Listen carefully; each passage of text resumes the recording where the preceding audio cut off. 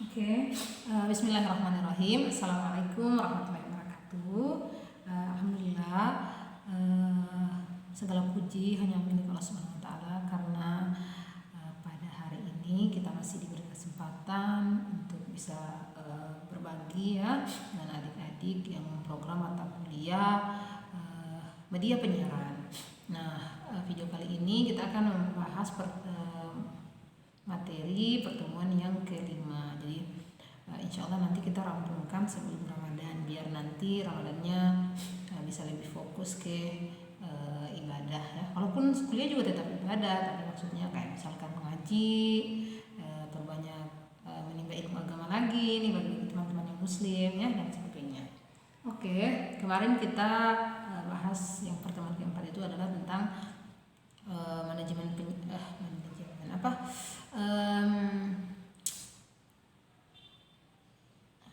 apa sih namanya kemarin? Masa jadi lupa ya. KPI. Di KPI. Jadi materi sebelumnya kan tentang KPI. Nah, hari ini tentang manajemen. Jadi karena media penyiaran ini adalah sebuah perusahaan, maka dia butuh manajemen. Jadi hidup kita sendiri saja ya sebagai pribadi itu butuh manajemen, butuh di manajemen biar tidak kalang kabut, biar bisa terarah, biar nanti bisa mengetahui mana prioritas, mana yang harus didahulukan. Makanya harus ada manajemen. Jadi kemarin kan teman-teman juga sudah berkunjung ya ke salah satu stasiun TV stasiun TV daerah ya, Ratuna TV.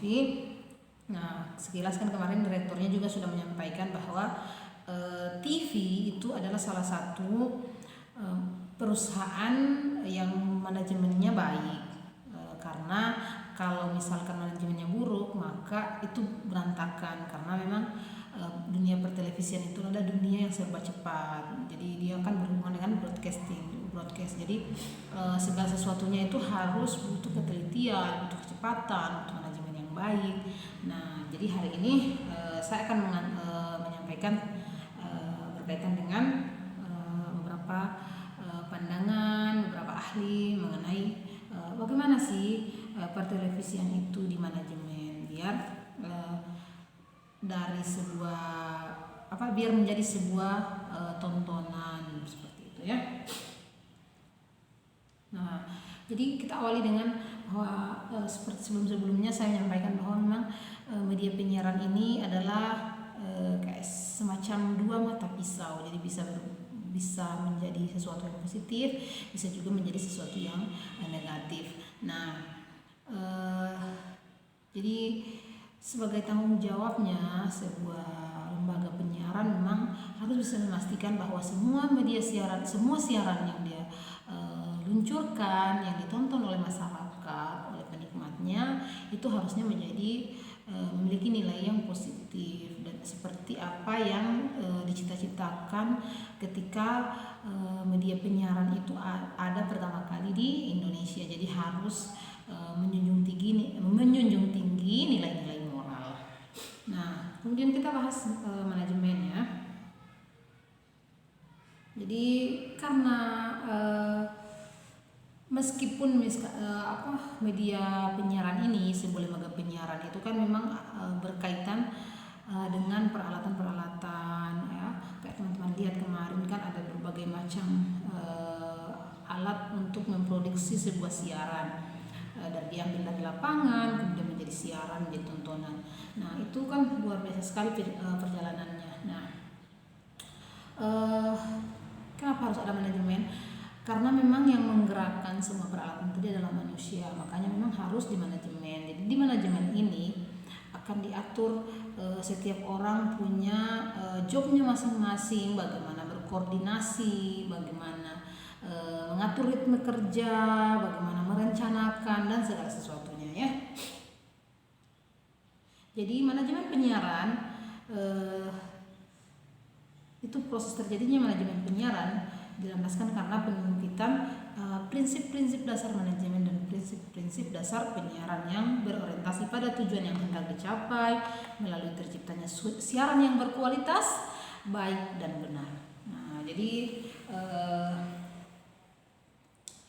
siaran Jadi sebuah siaran itu harus berkualitas, baik, dan benar. Jadi tidak bisa sebuah siaran menampilkan berita yang bohong atau sekarang diberi istilah berita hoax. Tapi bagaimana pertelevisian kita? Coba teman-teman lihat apakah pertelevisian dunia penyiaran kita masih menjunjung tinggi nilai-nilai ini. Nah, dan kebanyakan yang melakukan itu adalah TV-TV yang swasta biasanya, karena memang mereka punya lebih banyak dana. Jadi kalau mereka melakukan kesalahan ditegur oleh KPI, itu bisa menang dari KPI. Nah, seperti itu. Jadi ya memang menjadi permasalahan tersendiri.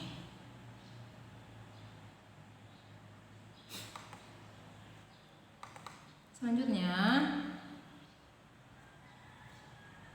dalam dunia pertelevisian dirumuskan ada 6M istilahnya. Jadi memang dia lebih spesifik ya, karena tadi dunia pertelevisian ini serba kecepatan, membutuhkan ketelitian. Yang pertama, men ini adalah sumber daya manusia. Jadi seorang yang bekerja di dunia penyiaran tidak cukup hanya menguasai teori, tetapi juga diharuskan dipraktekkan. Jadi kayak kemarin Pak Direkturnya kan bilang bahwa meskipun beliau dari komunikasi jurnalistik, tapi tetap saja beliau masih harus terus belajar, karena memang kan perkembangan penyiaran itu ilmu tentang penyiaran itu selalu berkembang. Makanya orang akan harus tetap belajar, meskipun misalkan kita cum laude di kampus, tapi kalau kita berhenti belajar, kita berhenti mencari tahu, maka kita juga tidak akan berkembang, tidak akan bisa mengikuti perkembangan.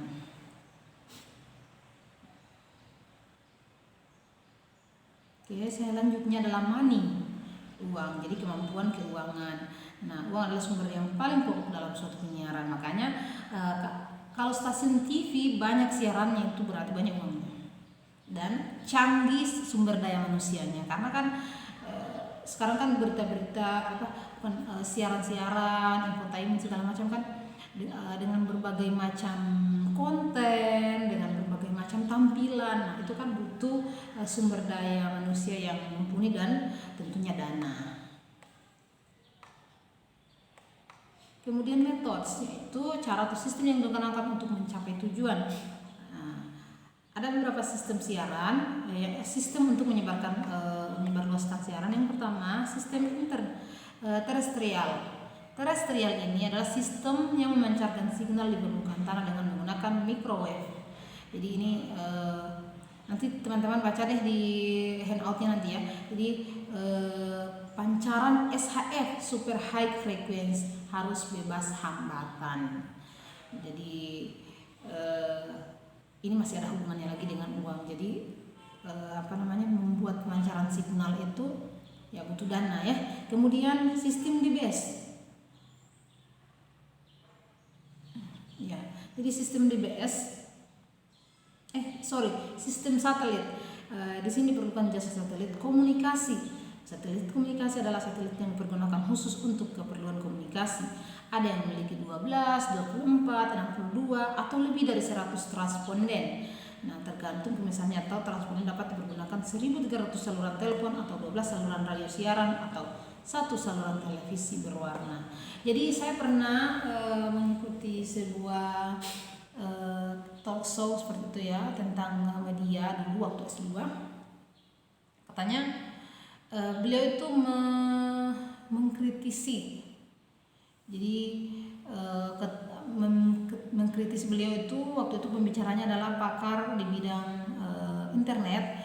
Nah, beliau mengkritisi bahwa televisi itu terlalu banyak mengambil alih signal, sehingga harusnya kita sudah bisa memakai bukan hanya 4G tapi 5G, itu menjadi terhalang karena tadi itu penggunaan untuk pertelevisian. Dan beliau berpendapat bahwa televisi sekarang itu sudah tidak banyak memberi pembelajaran seperti itu, tidak memberi lagi hal-hal positif. Jadi justru beliau menyarankan sebaiknya pemerintah itu mengurangi penggunaan satelit untuk pertelevisian, karena hanya menampilkan sinetron tidak bermanfaat gitu. Sebenarnya tontonan yang tidak bermanfaat itu banyak berseliweran karena para penontonnya juga ya sukanya seperti itu. Bagaimana tidak mau suka seperti itu? Kalau dunia pertelevisian mencekoki masyarakat yang seperti itu, akhirnya masyarakat menjadi terbiasa dan sudah bergantunglah kehidupan anak-anak remaja sudah mengikuti tren-tren di pertelevisian, celana yang ketat, itu kan sinetron-sinetron ya, rok yang pendek atau penggunaan lipstik di kalangan siswa SMP ya, padahal jadi sangat berbeda sekali dengan zaman misalkan kayak zaman kami itu istilahnya tuh rambut saja masih belum bisa disisir. Anak-anak sekarang luar biasa sekali perkembangannya. Kenapa? Karena dilihat di internet ya. Kemudian yang kedua, sistem DBS. Prinsip dasar DBS ini adalah direct broadcasting. Prinsip dasar sistem DBS adalah ini yang lebih canggih lagi. Daya pancar transponden satelit diperbesar, pancaran diarahkan pada sasaran. Ini kalau metode dalam penyiaran ya, manajemennya supaya siaran itu bisa terjangkau oleh berbagai pihak. Kemudian sistem kabel dan serat optik. Sistem kabel, pada sistem ini signal listrik melalui kabel untuk mencapai ke pesawat penerima. Kemudian sistem serat optik yaitu sistem digunakan manusia sebagai alternatif lain dari sistem satelit. Ini metode-metode yang ada dalam dunia penyiaran ya. Jadi teman-teman tidak perlu harus menghafalnya, hanya untuk tambahan pengetahuan bahwa memang dunia pertelevisian itu dunia yang rumit, dunia yang butuh SDM yang mumpuni, karena seperti yang teman-teman dapatkan kemarin bahwa ternyata pertelevisian itu kenapa susah maju, karena itu mereka kesusahan di SDM gitu ya, dan keuangan. Karena mau menambah SDM harus nambah uang, karena orang yang di broadcast itu bayarannya ya lumayan tinggi gitu. Oke. Sorry. Kemudian yang tadi kan yang ketiga adalah metode, yang kedua kan money, yang pertama sumber daya manusia atau men. Yang keempat material atau bahan-bahan yang dikuasai. Bahan-bahan yang diperlukan dalam proses penyiaran macam-macam penyajian acara yang dimiliki oleh stasiun-stasiun. Jadi dia beragam dan ya ini butuh ilmu khusus lagi untuk mengetahui bahan-bahan apa saja ya. Jadi ini mata kuliah ini kita tidak akan bahas mengenai materialnya karena teman-teman bukan mahasiswa broadcast, tapi ini hanya sebagai pengetahuan bahwa nanti kelak kalau dunia pertelevisian kita sudah memihak ke kepentingan pertanian, kita sih berharap seperti itu ya. Kita berdoa semoga. Oke, sorry ya tadi ini terputus karena hujan, pakaian di luar. Oke. Tadi material ya. Kemudian mesin. Alat atau perkakas mesin yang dimiliki. Karena kan mau editing, mau buat siaran, kalau tidak tersedia dengan baik ya siarannya juga akan menjadi misalkan penggunaan mesinnya harusnya pakai mesin jenis apa gitu, jadinya hanya seadanya, itu pasti akan menghasilkan sebuah siaran yang lebih tidak berkualitas.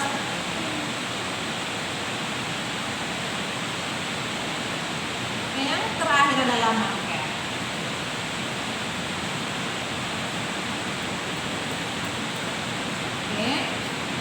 Market adalah pasaran.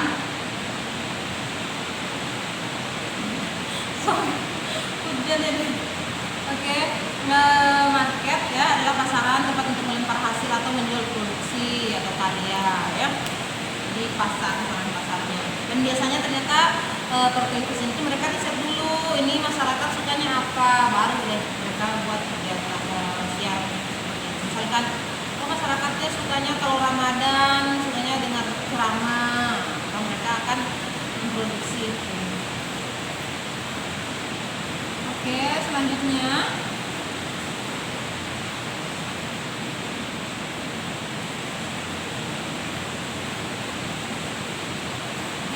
pakai manajemen itu kan manajemen penyiaran ya. Yang pertama adalah perencanaan. Nah, perencanaan mencakup kegiatan penentuan tujuan media penyiaran serta mempersiapkan rencana dan strategi yang akan digunakan untuk mencapai tujuan tersebut. Jadi mengenai proses perencanaan ini, penetapan program penyiaran itu mencakup beberapa langkah. Yang pertama menetapkan peran. Jadi menetapkan peran ini siapa yang akan godok. Kemudian menentukan wilayah sasaran. Nah, kemudian mengidentifikasi dan menentukan indikator efektivitas dari setiap pekerjaan yang dilakukan, memilih dan menentukan sasaran atau hasil yang dicapai. Kemudian mempersiapkan rencana dan tindakan. Kemudian penguraian lebih rinci bagaimana rencana strategi yang akan dicapai. Jadi kayak kemarin kan Pak Direkturnya bilang mereka itu tiada hari tanpa rapat, jadi rapat terus karena harus selalu koordinasi. Kemudian yang kedua, pengorganisasian. Nah, organizing ini adalah proses pengaturan sumber daya manusia dan materi dalam satu struktur formal di mana tanggung jawab diberikan kepada berbagai unit, posisi dan personil tertentu.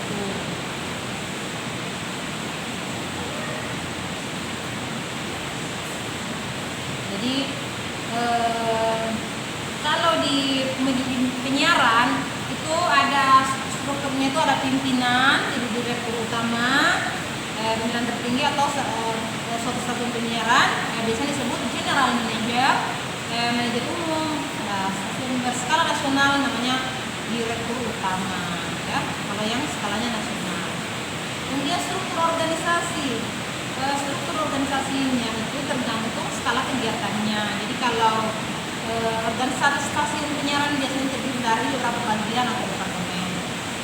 Suatu departemen pada suatu stasiun penyiaran biasanya dipimpin oleh seorang manajer atau direktur utama. Para manajer merupakan asisten dari direktur bidang atau direktur departemen.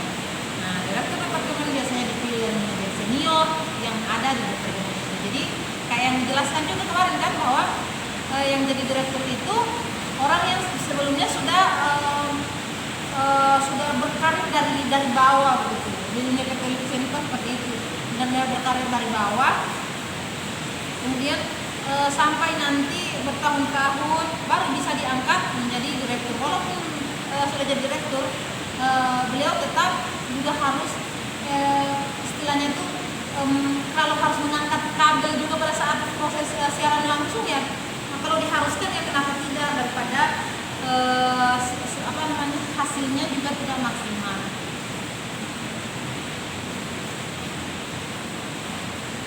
Kemudian yang ketiga adalah pengarahan atau memberikan pengaruh, directing, ya. Nah, pengarahan ini memberikan upaya untuk merangsang antusiasme karyawan untuk melaksanakan tanggung jawab. Jadi di dunia penyiaran itu punishment dan reward itu sudah menjadi hal yang biasa. Jadi kalau mau kita melakukan kesalahan, maka ya harus konsekuensinya, misalkan dimarahin dicaci maki dan segala macam, kan kayak yang dibilang kemarin ya Pak Direkturnya, ternyata dunia pertelevisian itu tidak seindah tayangan yang mereka tayangkan. Nah, ini bisa dalam bentuk motivasi ya, pengarahan ini. Kemudian komunikasi, bagaimana mengkomunikasikan, bagaimana jalur komunikasinya. Jadi mereka antar departemen saja bisa harus saling menyurati. Karena apa? Karena kan mereka teliti, jadi tidak bisa saling copot-copot. Meskipun misalkan dia jabatannya tinggi di sebuah stasiun TV, dia tidak bisa langsung saja saya mau ini, saya mau itu, nggak bisa. Dia jadi harus semuanya by system. Jadi benar-benar memang rumit dunia penyiaran, karena memang tadi butuh kecepatan, kerumitannya tinggi ya, teknologi yang digunakan juga selalu berkembang. Jadinya memang di dunia broadcast itu butuh manajemen yang baik ya. Oke, selanjutnya adalah kepemimpinan. Jadi pemimpin tidak sama dengan kepemimpinan. Orang mungkin bisa saja menjadi pemimpin, tapi belum tentu dia bisa menjalankan peran kepemimpinan. Jadi kepemimpinan ini identik dengan bagaimana dia memberi contoh, bagaimana dia memberi teladan, bagaimana dia bersikap ke karyawan, ke bawahannya, bagaimana dia bersikap, bagaimana dia menyikapi permasalahan, itu baru menjalankan dia kecepatannya untuk menanggapi masalah. Misalkan ada masalah, tidak akan menyalahkan orang lain tapi memberi solusi. Nah, jadi seperti itu peran-peran kepemimpinan, dan itu harus dimiliki dalam struktur organisasi penyiaran. Kemudian yang berikutnya adalah pelatihan. Jadi pengarahan ini para karyawan, semua stakeholder yang ada yang terlibat dalam sebuah lembaga media penyiaran, lembaga penyiaran itu harus tetap melakukan pelatihan, karena tadi ya dunia broadcast atau dunia penyiaran itu butuh pengembangan ilmu terus menerus. Yang keempat adalah controlling. Nah, pengawasan merupakan proses untuk mengetahui apakah tujuan-tujuannya sudah tercapai yang direncanakan tadi ya, yang perencanaan di awal.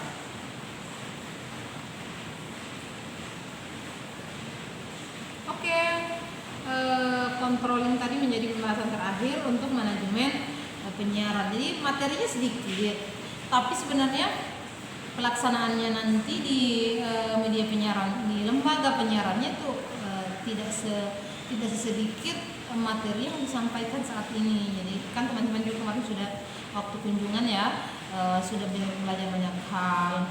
Dan masa penyuluhan itu sangat punya potensi untuk masuk ke dunia broadcast, karena kalian kan memang identik dengan broadcast karena selalu mau menyampaikan segala sesuatu kepada petani. Nah, salah satu medianya adalah bisa melalui televisi, bisa secara langsung, bisa melalui radio, dan sebenarnya kalau kita bisa masuk ke TV atau mungkin misalkan Kementerian Pertanian punya TV-nya sendiri dan bisa diakses. Tadi kan peralatannya ya cukup rumit. Nah, makanya kenapa televisi itu, kalau yang bukan televisi pemerintah itu susah untuk berkembang karena butuh dana besar. Pengembangan peralatannya itu tidak butuh uang yang tidak sedikit, seperti itu ya. Oke, mungkin itu saja untuk materi yang pertemuan kelima. Nanti kalau ada yang mau ditanyakan bisa langsung dijawab saja ya. Untuk pertemuan kelima ini, jadi kan sudah saya kasih ya handout-nya. Nah, di handout di pertemuan yang ke-7 tentang jingle itu ada contoh contoh pembuatan pembuatan naskah untuk proses pembuatan sebuah jingle. Jadi kita kan rencana membuat jingle ya. Saya sudah tahu juga sebelumnya. Nah, sekarang lagi proses pembuatan mengaransemen musiknya. Nanti tinggal ini teman-teman, karena kan nanti proses editingnya itu berdasarkan skrip filmnya ya. Jadi masing-masing teman-teman membuat skrip film. Jadi nanti itu di situ juga sudah ada sebenarnya contohnya, kayak misalkan adegan pertama mau ngapain, adegan berikutnya mau ngapain. Jadi nanti teman-teman harus punya ide kira-kira mau menyampaikan apa sih dalam video itu. Misalkan idenya ingin menyampaikan bahwa kuliah di pertanian itu penting loh karena ini. Nah, jadi nanti lagu kita kan tentang lagu pertanian ya, sudah ada. Nah, itu nanti tinggal dibuat runtutan pertama yang muncul tentang apa dulu yang dikasih muncul, kemudian muncul apa lagi sebagai pertemuannya apa, penutupnya apa, adegan apa gitu. Jadi nanti silakan kalau di internet banyak kok contoh-contohnya pembuatan skrip film. Nah, di handout itu sudah saya buat kolom-kolomnya, tinggal diisi. Tapi ide filmnya harus dari teman-teman sendiri. Nanti saya tunggu tugasnya pekan depan ya. Oke, pekan depan hari Senin ya, Senin. Jadi supaya nanti pas kita ketemu untuk membahas pembuatan Google itu sudah ada skripnya. Oke, nanti kalau misalnya mau konsultasi dengan skripnya sudah benar atau tidak bisa japri langsung. Oke, terima kasih. Sehat selalu, bahagia selalu adik-adik, dan jangan lelah untuk belajar.